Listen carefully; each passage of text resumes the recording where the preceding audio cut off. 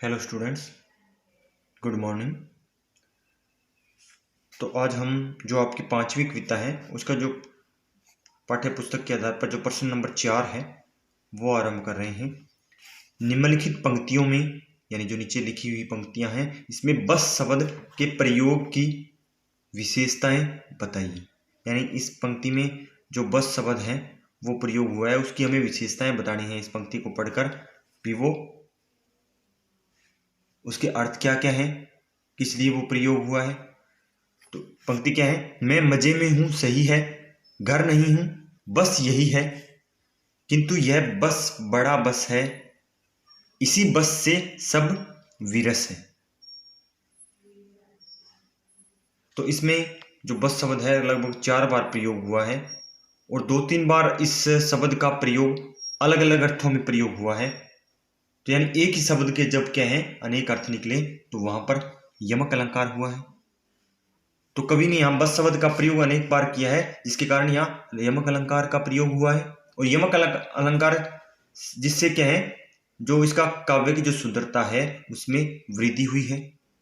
सबसे पहले जो कवि बस शब्द का प्रयोग करता है यहाँ, तो सबसे पहले कवि कहता है भी यहाँ वो कवि कहता है भी घर नहीं हूं बस यही है, भी मैं यहाँ क्या है पूर्णतः ठीक हूं। हालांकि वो कहते हैं भी मुझे घर की याद तो सता रही है, हालांकि मैं घर नहीं हूं लेकिन फिर भी मैं क्या है भी यहाँ पूर्णतः ठीक हूं। फिर वो बाद में दूसरी बार बस शब्द का प्रयोग करते हैं, किंतु यह बस, यानी दूसरी बार बस शब्द का अर्थ भी केवल ही है, अर्थात बस इतनी सी बात के लिए बस शब्द का प्रयोग किया गया है।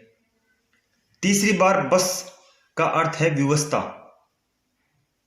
और चौथी बार भी जो बस शब्द है उसका अर्थ व्यवस्था, उसका भी अर्थ भी क्या है व्यवस्था ही है। इस तरह कवि ने क्या है बस सहज शब्द से काव्य सौंदर्य में जो वृद्धि की है, यानी बहुत ही सुंदर या सहज प्रयोग बस शब्द का किया। आगे है प्रश्न नंबर 5। कविता की अंतिम 12 पंक्तियों को पढ़कर कल्पना कीजिए कि कवि अपनी किस स्थिति व मन स्थिति को अपने परिजनों से छिपाना चाहता है। जो अंतिम जो 2 पद्यांश थे उनमें कवि जो सावन को संबोधित करता हुआ कहता है कि तुम यहां बरस ले, ऋतु तो बरस ले लेकिन जो मेरे घर वाले हैं वो क्या है मेरे लिए ना तरसें। अनेक तरह की वो बातें कहते हैं जो कवि हैं वाणी प्रसाद मिश्र सावन को भी, ये बातें तुम मेरे घर जाकर न कह देना। तो किस प्रकार उनका वहां पर वातावरण है, किस प्रकार की उनकी जो मन की स्थिति है वो सावन को कहते भी हैं तुम क्या है भी प्रकट ना करना। तो उसी हम मन स्थिति का किस प्रकार की जो मन स्थिति थी जो कवि अपने परिवारजनों से या परिजनों से छिपाना चाहता है। तो कविता की इन पंक्तियों द्वारा पता चलता है कि कवि अपने जो मन की पीड़ा है या जो उनके मन का दुख है वह अपने जो परिवार के लोग हैं उनसे छिपाना चाहता है।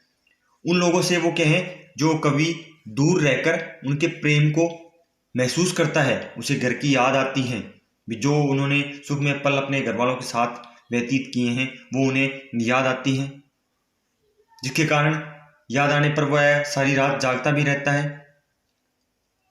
लेकिन जैसे ही क्या है भी अपने वो घर वालों की याद आती है तो उसे वहाँ पर जो लोग हैं उनसे उन्हें मिलना जुलना भी अच्छा नहीं लगता। वो कवि है वो एकांत में रहना पसंद करता है। वह घर की याद में इतना खोया रहता है भी उसके आसपास क्या हो रहा है, कवि के आसपास क्या हो रहा है इसका भी उन्हें ज्ञान नहीं है। यानी वह सारा दिन क्या है भी अपने घर के बारे में सोचता रहता है और वो कहते हैं, इसलिए जो कवि है वो सावन को कहते भी हैं भी ये जो मेरी बातें हैं वो क्या है कि मेरे घर वालों को मत बता देना। यदि उन्हें ये वास्तविकता का उन्हें पता चल गया तो उन्हें क्या है भी दुख होगा। आगे है प्रश्न नंबर 6। घर की याद कविता का मूल प्रतिपाद्य स्पष्ट कीजिए। भी इस कविता के माध्यम से इस कविता का मूल भाव क्या है, कवि क्या कहना चाहता है, जो भवानी प्रसाद मिश्र हैं क्या व्यक्त करना चाहते हैं। इसका भी आप आसानी से उत्तर लिख सकते हैं अगर आपने अच्छी तरह पद्यांश पढ़े हैं। घर की याद कविता में कवि ने क्या है कि जो देशभक्ति की जो भावना है उसका उन्होंने वर्णन किया है। इसमें इस कविता में बताया भी गया है कि किस प्रकार 1942 का जो भारत छोड़ो आंदोलन में भाग लेने के कारण जब अनेक जो आंदोलनकारी थे उस समय के, उनको क्या है जेल में डाल दिया जाता है और उन्हें कारावास की सजा भी सुना दी जाती है। और वहां पर अनेक लोग हैं जो उन लोगों को क्या है कवि की तरह ही जो घर की याद आती है। वहां पर जो लोग हैं सभी को क्या है भी अपने घर से दूर होने के कारण उनके मन में जो निराशा का भाव है वो उत्पन्न हो जाता है।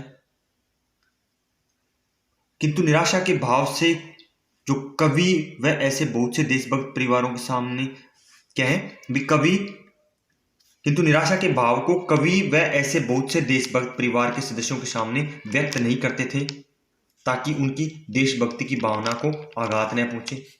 लेकिन जिस प्रकार उनमें निराशा का जो भाव व्यक्त हो जाता है तो देशभक्त जो होते हैं वो अपना जो निराशा का भाव है वो अपने परिवार के सदस्यों के सामने व्यक्त नहीं करते हैं, क्योंकि इससे जो देशभक्ति की जो भावना है उसको ठेस पहुंचती है। तो कवि ने क्या है कि देशभक्तों व उनके परिवार वालों के द्वारा स्वतंत्रता प्राप्ति के लिए जो त्याग की भावना है, जो समर्पण की भावना है, अपने देश के लिए प्रति जो प्यार है उसको उन्होंने दर्शाया है। और यही कविता की क्या है जो मूल भावना है या मूल जो प्रतिपाद्य है इस कविता का रहा है। तो इस तरह आपका होमवर्क यही रहेगा भी आपको ये तीनों प्रश्न फेयर नोटबुक में अच्छी तरह लिखने हैं और अच्छी तरह लर्न करने हैं।